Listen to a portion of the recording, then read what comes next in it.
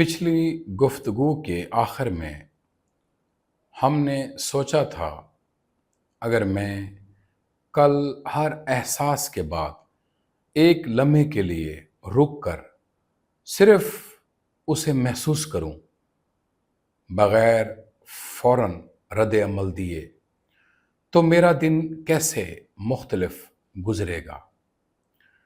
आज हम इस सवाल की तरफ बढ़ रहे हैं जो शायद पूरी बुद्धिस्ट फिलॉसफी का सबसे गहरा, सबसे हैरान कुन नुक्ता है। हम बार बार मैं का लफ्ज़ इस्तेमाल करते आए हैं। मेरी ख्वाहिश, मेरा एहसास, मेरा कर्म। मगर आज बुद्ध हमसे एक बुनियादी सवाल पूछते हैं, ये मैं असल में है क्या। आइए एक सादा सवाल से शुरू करते हैं। जब आप कहते हैं मैं, तो आप किस चीज की तरफ इशारा कर रहे हैं। क्या मैं आपका जिस्म है? मगर जिस्म तो मुसलसल बदल रहा है। बचपन का जिस्म, जवानी का जिस्म, बुढ़ापे का जिस्म सबसे मुख्तलिफ है। खुलिए मुसलसल यानी सेल्स मरते हैं, फिर और बन रहे हैं। क्या मैं आपके ख्यालात हैं? मगर ख्यालात तो हर लम्हा बदलते हैं।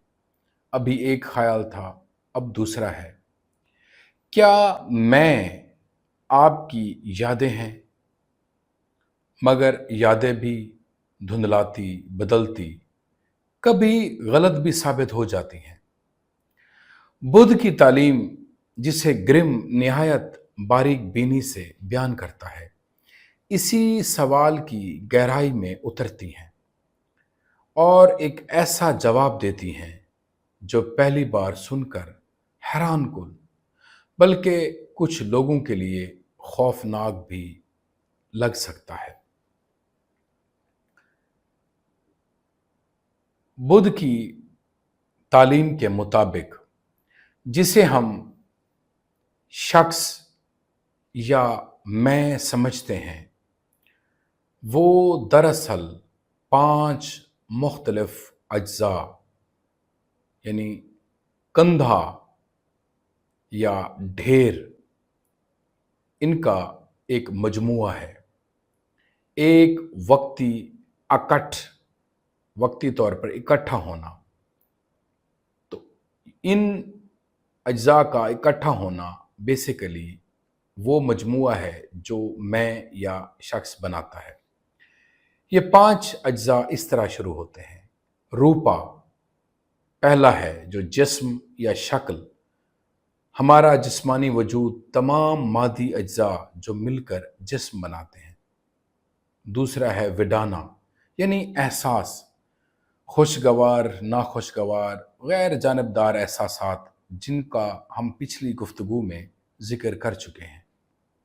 तीसरा है साना यानी इदराक या पहचान, वो सलाहियत जो चीज़ों को पहचानती, उनमें फ़र्क करती है और उन्हें नाम देती है। जैसे ये पहचानना कि ये सुर्ख रंग है, ये मीठा जायका है।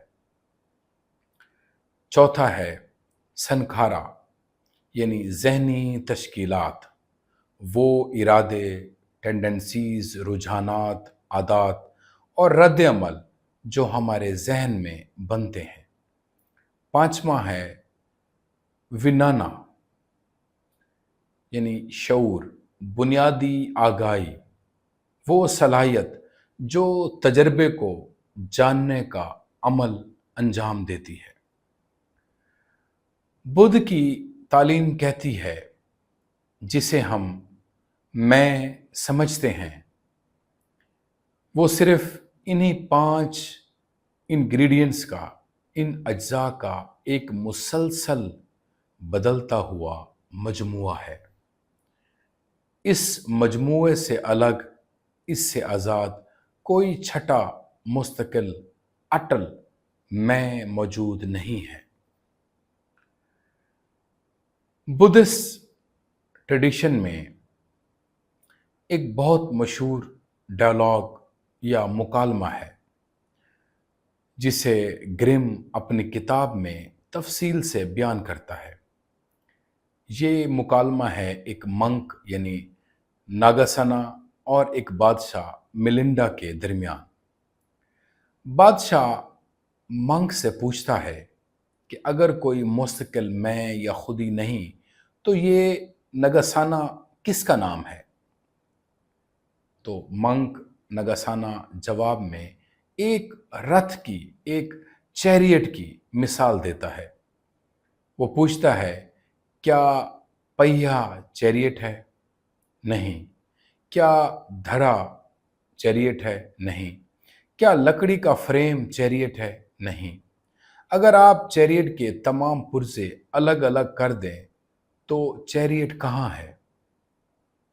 چیریٹ دراصل کسی ایک الگ اضافی چیز کا نام نہیں، یہ صرف ان تمام پرزوں کے ایک خاص ترتیب میں اکٹھے ہونے کا نام ہے۔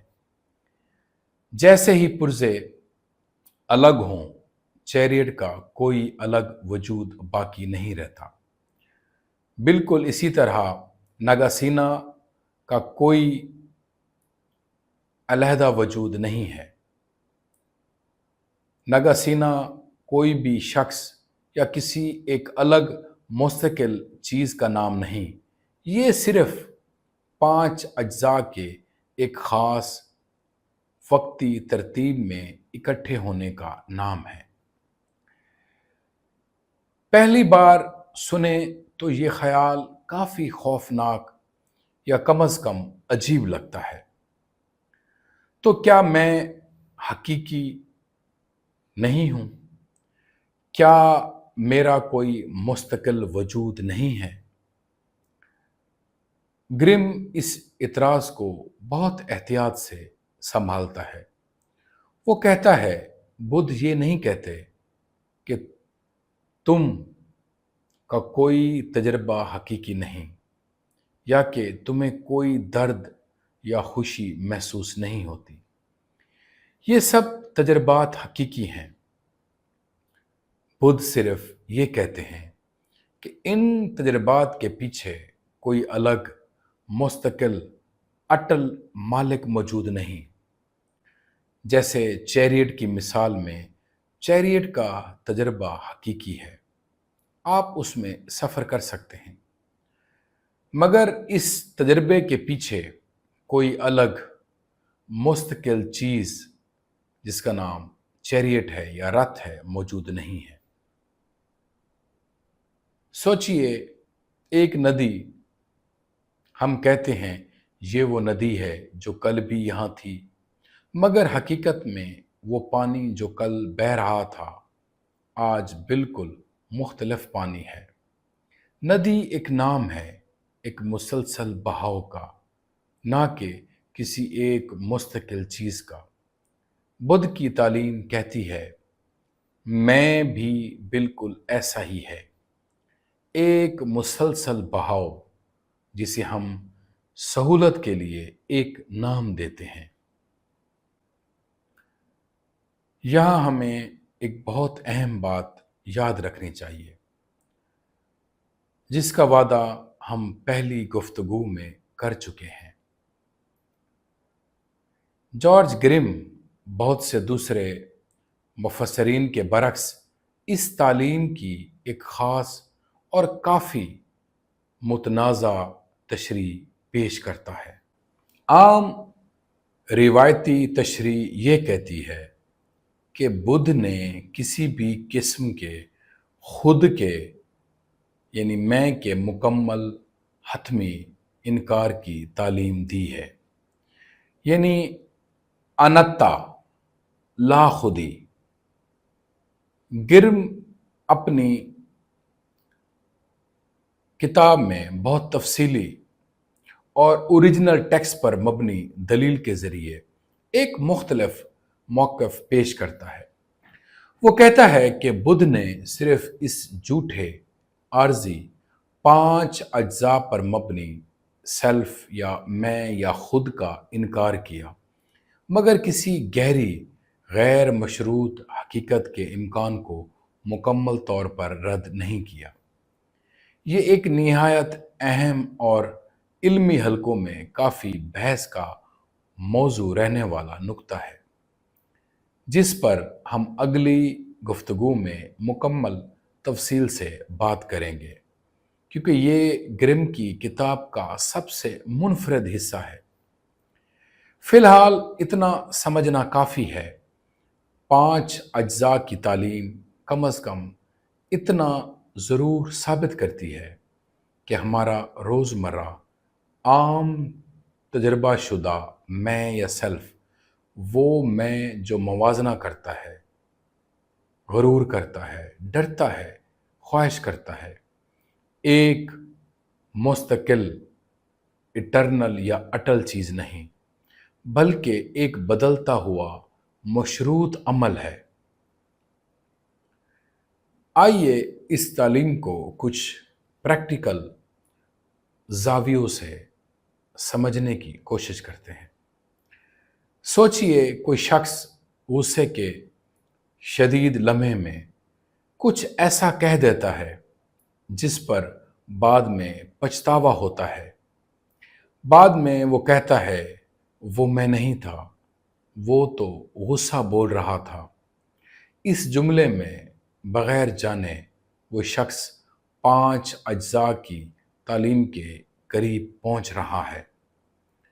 وہ محسوس کر رہا ہے کہ اس کے اندر کوئی ایک مستقل میں نہیں جو ہر وقت ایک جیسا فیصلہ کرے، بلکہ مختلف حالتیں، مختلف اجزاء کا مجموعہ مختلف اوقات میں سامنے آتا ہے۔ یا سوچئے بچپن کی کوئی تصویر دیکھیے، کیا وہ بچہ اور آج کا آپ بالکل ایک ہی چیز ہیں؟ جسم بالکل مختلف ہے، خیالات بالکل مختلف ہیں، یادیں بھی بدل چکی ہیں، پھر بھی ایک تسلسل ضرور محسوس ہوتا ہے، بالکل جیسے ندی کا بہاؤ مسلسل ہے، حالانکہ پانی ہر لمحہ بدلتا ہے۔ گرم اس تعلیم کے عملی یا پریکٹیکل فائدے پر بہت زور دیتا ہے۔ اگر ہم گہرائی سے سمجھ لیں کہ کوئی مستقل سیلف یا میں نہیں جسے تحفظ یا پروٹیکشن چاہیے، جسے پرائیڈ چاہیے، جس کی حفاظت کے لیے ہمیں مسلسل لڑنا پڑے، کہ وہ بند دائرہ، وہ ایگو، جس کا ہم گرجیف کی سیریز میں تفصیل سے ذکر کر چکے ہیں، آہستہ آہستہ کمزور پڑنے لگتا ہے۔ اگر کوئی آپ پر تنقید کرے اور آپ کے اندر یہ گہری سمجھ ہو کہ میں کوئی مستقل ٹھوس چیز نہیں بلکہ ایک بدلتا ہوا عمل ہوں، تو وہ تنقید اتنی ذاتی، اتنی خطرناک محسوس نہیں ہوگی۔ یہ کوئی سرد لا تعلقی نہیں، بلکہ ایک گہری آزاد کن انڈرسٹینڈنگ یا سمجھ ہے۔ یہ تعلیم جدید نفسیات اور نیورو سائنس کے کچھ نتائج سے حیران کن طور پر ملتی جلتی ہے۔ جدید نیورو سائنس یہ بتاتی ہے کہ دماغ میں کوئی ایک مرکزی کنٹرول روم نہیں جہاں کوئی مستقل میں یا سیلف بیٹھا فیصلے کر رہا ہو، بلکہ یہ مختلف نظاموں، مختلف عملوں کا ایک پیچیدہ مربوط تعامل ہے۔ فلسفی ڈیوڈ ہیوم، جن کا ہم پچھلی گفتگو میں ذکر کر چکے ہیں، اس نے بھی مکمل طور پر آزادانہ طور پر بدھ مت سے صدیوں بعد تقریباً یہی نتیجہ اخذ کیا، یہی کنکلوژن انفر کیا کہ جب وہ اپنے اندر جھانکتا ہے تو اسے کوئی مستقل میں یا خود یا سیلف نہیں ملتی، بلکہ صرف بدلتے ہوئے تاثرات اور تجربات کا ایک سلسلہ ملتا ہے۔ آج کی گفتگو کا اگر ہم خلاصہ کریں تو آج ہم نے 5 اجزاء یعنی جسم، احساس، ادراک، ذہنی تشکیلات اور شعور کو سمجھا اور دیکھا کہ کیسے یہ 5 مسلسل بدلتے ہوئے اجزاء مل کر وہ چیز بناتے ہیں جسے ہم سیلف، میں، خودی کہتے ہیں۔ ہم نے رتھ کی یعنی چیریٹ کی مشہور مثال سے سمجھا کہ کیسے کوئی چیز اپنے اجزاء سے الگ کوئی مستقل وجود نہیں رکھتی، اور ہم نے گرم کی اس اہم محتاط اشارے کو نوٹ کیا کہ وہ اس تعلیم کی ایک خاص کنٹروورشل انٹرپریٹیشن پیش کرتا ہے، جس پر ہم اگلی گفتگو میں تفصیل سے بات کریں گے۔